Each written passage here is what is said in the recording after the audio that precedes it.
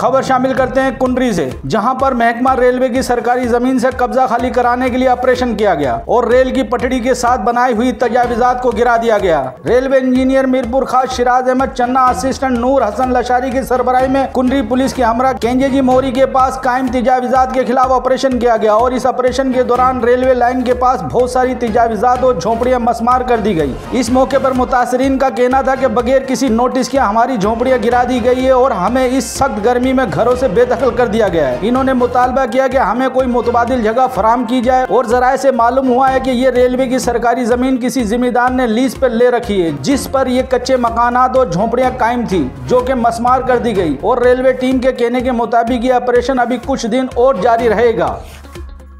मजीद खबरों और अपडेट के लिए विजिट करें हमारा YouTube चैनल HRJDO न्यूज़।